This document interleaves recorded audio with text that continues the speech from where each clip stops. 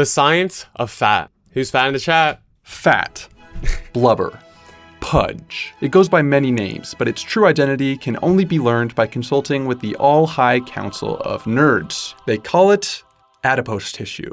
Adipose tissue is everywhere. It's in your bones. Isn't it so interesting? This is actually what fat looks like. It just looks so like disgusting, but like morbidly obese people, 500, 600 pound people, this is primarily what's under their skin. I remember hearing about certain episodes of My 600 Pound Life, since it can get kind of like quote unquote graphic, like seeing the people being like naked, but it doesn't really matter since they have so much fat around them, you can't really see their private parts, which is crazy first of all. But I've heard of clips where they'll have surgeons come to these morbidly obese people's houses and actually slice off the fat from like their arms or thighs. But just imagine being awake while someone's just actively slicing off fat from you, and they say it slices off like butter, like ugh.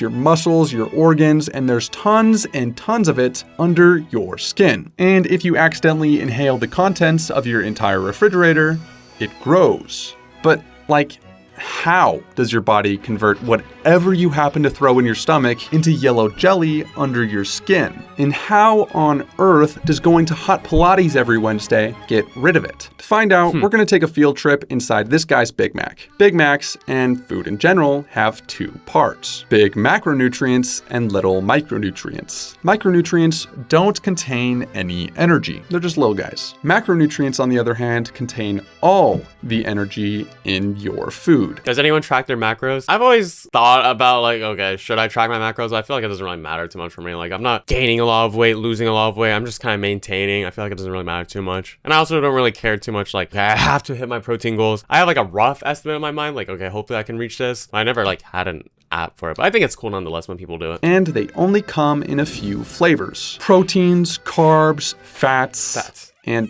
alcohol. Alcohol is a bit special, so we're going to ignore it. It also doesn't come with the Big Mac, which is currently in our subject's mouth. The mouth is going to break that Big Mac into a bunch of smaller Macs and add some saliva to make it a nice Mac slurry. Also, some of the carbs are going to get jumped. These guys are called enzymes. Their entire job is to punch macronutrients until they break into smaller pieces. And in the mouth, they have it out for the carbs. After that, the trio slides down the esophagus and into the stomach. There we are welcomed by the stomach juice and some of their enzyme pals. Also, everybody's getting jumped by the enzymes. After a couple of hours of your stomach blending your food, it reaches a nice pulp of Mac slush marinated in stomach acid. The food then slowly passes through to the small intestines, where they receive another warm welcome by some fresh pancreas. Bro, isn't it crazy how all this is like autonomous in our bodies? Like, we never think about this. We never think about these purple guys, the fresh pancreas juice. I don't know. But I just think it's just cool to think about. I'm not really a big science guy, but I can imagine how complicated this is. And just thinking about how humans are just such curious creatures that we figured out all of this within our own body. Juice. In fact, they're getting so welcomed that they decide to leave. Yeah, that's allowed apparently. They just have to use the door in the intestinal cells. But they're too big. Hold on. Light bulb, let's keep getting clobbered until we're small enough to pass through. This was a terrible idea, but they did it anyway because that's how digestion works. Look, man, I don't make the rules. Eventually, the proteins get beat into amino acids, the carbs get shoved into sugars, and the fats get mangled into smaller fats. Finally, they can all fit through the door and make their escape. There are two paths outside the intestinal cell: a blood vessel with a tiny mousehole entrance, and a lymphatic vessel which is shut with the gates of Bartholomew. The carbs, which are now sugars, and proteins, which are now amino acids, slip right into your blood, which is a straight shot to the liver. But the intestinal cells turn the fats into big bundles called chylomicrons, which are way too fat to go through blood vessels, and instead must go through the gates of Bartholomew. Here it goes through a series of vessels of all shapes and sizes and takes a nice tour of your body until finally, just under your left collarbone, they get spit out into the bloodstream. Now you have a big ball of fat floating around in your blood. Great, but if they just stay like that, you'd die pretty quick. So your body has two teams to deal with these little piggies. Each team is made up of enzymes and molecules that take some fat and break it down into bite-sized pieces. One team takes those pieces and feeds it to your muscles for energy, while the other team feeds those pieces to your fat cells. And the one directing it all is a hormone called insulin. Right after you eat a meal, your pancreas dumps a truckload of insulin into the bloodstream. Insulin's job is essentially to make sure the teams in your your adipose tissue are working overtime, and the teams in your muscle tissue have their lazy boys on full throttle. That is, they're relaxing extremely hard, taking a very intense and serious break. Aren't people who are like, what is it, type 1 diabetic, where that's like pump insulin into them? Let me fact check myself real quick. Do type 1 diabetics take insulin? Yes, people with type 1 diabetes must take insulin every day. Okay, so people who are type 1 diabetics, their body doesn't naturally produce enough insulin, so they have to like inject it so they don't like spike their blood sugars, I'm pretty sure. I hope I said that correctly, but I just wanted to make sure. This results in the majority of that incoming fat being cut up and fed to your fat cells as energy. Dude, imagine someone with type 1 diabetes just looking at this image. Their blood sugar probably just spiked from looking at that. For later. When a fat cell gets one of these pieces, it reassembles it into a bigger piece of fat for storage. Then it gives this big piece as an offering to the glorious sphere of fat. And this, ladies and gentlemen, is why both this guy and this guy have about the same amount of fat cells. Because rather than creating new fat cells, the same fat cells just keep getting stuffed fuller and fuller and fuller. Of course, even the pros have a limit. The maximum size a fat cell can expand is about 1/700th the size of a banana, which might seem small, but a healthy fat cell is usually 1/2000th of. So we all have the same amount of fat cells, but the fatter people just have a more expanded one to like their limit. But I guess there is a limit. I'm pretty sure the heaviest person to ever live on Earth, I think he was like 1,100 pounds. The heaviest person recorded in medical history was John Minnock from the United States. He weighed almost 1,400 pounds at his peak. Bro, and this guy was like 6'1" as well. I'm pretty sure. Dude, I'm gonna be honest. That is not a good look. I won't judge people that are like normal fattish. I mean, it's kind of prevalent in the United States. 1,400 pounds. That has to be a medical condition. I can't speak on him, but 1,400 pounds. It's not like your bones get stronger for you to be able to support that weight. It's literally the exact same bone skeleton structure. The difference is you just have 1,400 pounds worth of weight just rushing on that skeleton. Oh my God, bro. That's crazy. Of a banana. Once a cell reaches that limit, it sends SOS signals to dormant fat cells and a new fat cell is born. But this is rare, which may come as a surprise to my fellow Americans. And so most of the time, a cell is simply pumped fuller and fuller with fat, which is energy saved for later. So if later does come, hypothetically speaking, how does this blubbery energy stuff get used up? It all starts with hormones. When you're hungry, your pancreas releases hormones. When you're exercising, your adrenal glands release hormones. When you're sleeping, your brain releases hormones. And some of those hormones go to your fat cells. But what do they do once they get there? What's a measly hormone going to do to extract all that energy juice? Nothing really. They kind of just float around until, oh, it seems the hormone has fallen into a devious trap. How unfortunate. This happens because of receptors on the outer layer of your fat cells that are basically on watch for these hormones at all times. When they catch one, they trigger a chemical reaction that wakes up 2 killer enzymes inside the cell. These absolute machines start systematically butchering the fatty molecules into smaller and smaller molecules, only for them to then be shredded up by another enzyme into little baby fatty acids. At this point, the pieces of fat. How did humans figure this out though? I don't know. Anything that just like has to do with like microscopic things, I just think it's like crazy we can figure that out. Are so small that they just slip right through the cell walls and leak into the outside world. This is bad because the outside world is mostly water, and fats do not like water. Oh look, a convenient clump of protein is floating around. Oh look, the fat is now on the convenient clump of protein. Oh look, they're entering the bloodstream. Neat. They float around for a bit until they pass a tissue like this one, which is burning a lot of fat. In this case, it's the heart pumping blood, but it could have also been muscles working or the liver doing liver stuff. These tissues have vacuums, which easily sucks fat right off the clump of protein and into the cell. There it is greeted by another friendly protein and escorted to the mitochondria, the powerhouse of the cell. Unspeakable horrors happen inside that mitochondria.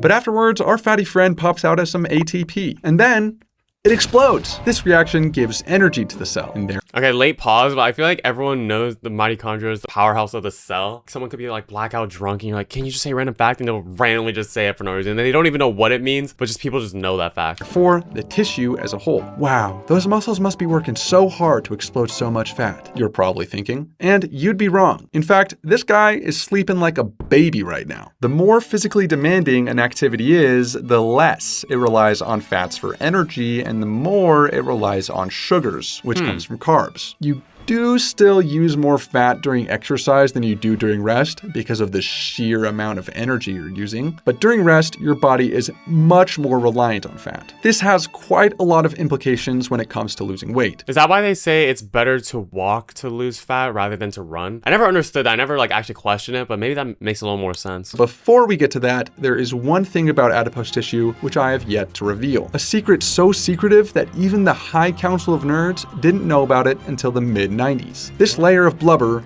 under your skin has a direct line of communication with your brain. And it does that by using hormones.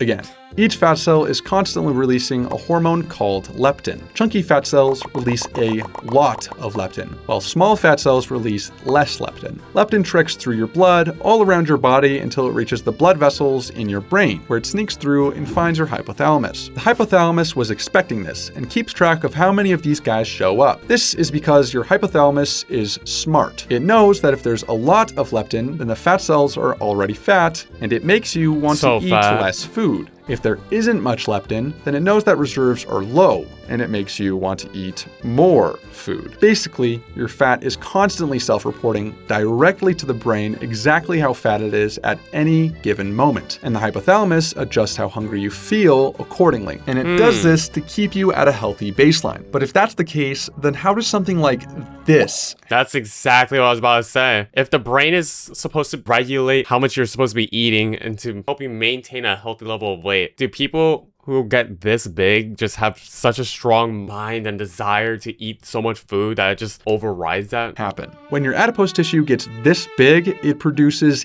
insane amounts of leptin, which should make you have essentially no desire to eat anything at all. And it would if your hypothalamus was just a bit smarter. See, your hypothalamus doesn't actually know how much leptin is healthy. It only knows how much leptin is normal. So if you're overweight for a long enough time, a high amount of leptin becomes normal. And therefore, your hypothalamus will make you feel hungry. God damn it, bro. I thought this guy would do some actual good work. But dude, imagine this person, 500 pounds. I think that's how fat they look. Maybe like 500 pounds. Imagine 1,000 more pounds on that. Actually, not 1,000, 900 more pounds on that. 1,400 pounds, heaviest man to ever live. Oh my God. Like normal. This makes it very, very, very hard to lose weight. Imagine you start a diet, hypothetically speaking, and your body starts tapping into more of your fat reserves. The fat cells start shrinking and therefore make less leptin. Your hypothalamus sees less leptin than normal and makes you hungrier. But you persevere. You trek on. You lose 7 pounds in a week. Then your hypothalamus notices another huge drop in leptin and signals an emergency. Basically, your brain sets off alarms that you're starving. And because it thinks you're starving, it slows down metabolism to use energy more efficiently, which makes weight loss slower. When you're losing weight, your body fights against you to stay overweight. So why is your body... Okay, now I resonate a little more with super fat people since I never knew this about like their bodily autonomy. I always just thought it was just, okay, they have a weak mind. Okay, I'm sorry to say it. I thought that. They had a weak mind. They can't actually be disciplined enough to want to lose weight. But this is something hard-coded that they can't really fight. And they have to maybe be educated on the fact that, okay, you might feel starving. It's kind of sad to say, but you have to fight against that too. So against becoming healthier. But also it's really hard since if you're used to eating 5,000 calories a day and you're going to like a 1,500 calorie per day diet, dude, for sure you're gonna feel like you're starving on top of the genetic stuff. For most of human history, the average person was constantly threatened by one thing: starving. In the caveman days, losing weight meant you didn't have enough food to eat, which meant you were dying. Losing weight was almost never a good thing. That is, not until we got Big Macs, Doritos, and Walmart. We simply aren't built for this. So losing weight is impossible, right? Yeah, pretty much. That's what I would say if I was wrong. The hypothalamus can adjust its baseline. It's just a little shy, which is why the key to losing weight is doing it slowly. I was about to say that. I was a little too slow on the pause. But yeah, I think the best way to lose weight is to do it slowly. Instead of doing a hard drop, all right, I'm currently consuming 8,000 calories per day. I'm going to do 2,000 calories per day. I'm going to lose 100 pounds per month. All right, maybe we can take it a little slower. Maybe we can lose 100 pounds per 3 months, half a year. I know you want to have like that shift of mind to lose a lot of weight, but doing it nice and slow allows you to do it properly, aka not regressing and going back to eating a lot because your body can't handle it. Very slowly. I'm talking half a pound a week slow. Ooh, that's a lot slower than I thought, to be honest. Pound a week is also safe, and you can lose up to 2 pounds a week if you're speedrunning. But if you try and go faster than that, you're probably in for a bad time. At this slower rate, your hypothalamus still increases appetite, but it's much more manageable. You're giving it time to slowly change the baseline and figure out a new normal. But slowly do what exactly? Should you diet? Exercise? Pray to the sun god? Well, all three won't hurt, but none of them really get to the crux of the issue. Hormones. Fat will only shrink if there is some hormonal signal to shrink. And this hormonal signal only comes when you don't have enough energy, which is why to lose weight, you have to be in an energy deficit. That means making your body use a bit more energy than the energy you eat. To explain what I mean by eating energy, I must mention the forbidden word which I have yet to utter this entire video.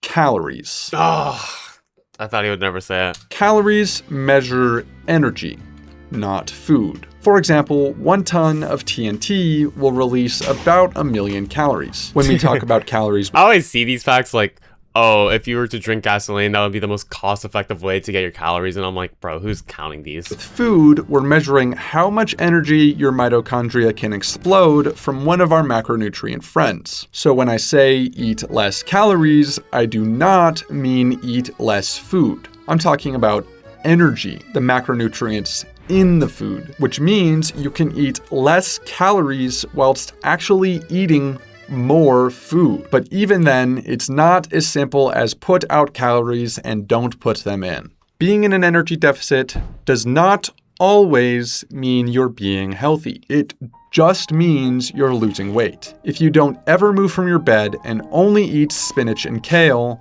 you're in an energy deficit and will lose weight. It's also very unhealthy. If you live exclusively off pizza, but run up mountains and wrestle alligators to burn those calories off, you're in an energy deficit and will lose weight. And still very unhealthy. Being in a calorie deficit will work for weight loss, no matter how you do it. But you should not prioritize your weight over your health. Anyways, you really gotta stop coming through this drive-thru, man. I see you like twice a day. But that's gonna cost you approximately 1 subscribe, and tips are highly— Bro, fire video. Subscribe to this channel, guys. See you guys in the next video. Eating on some hot fries. Goddamn, my boy is hot outside. Please don't try to diss me.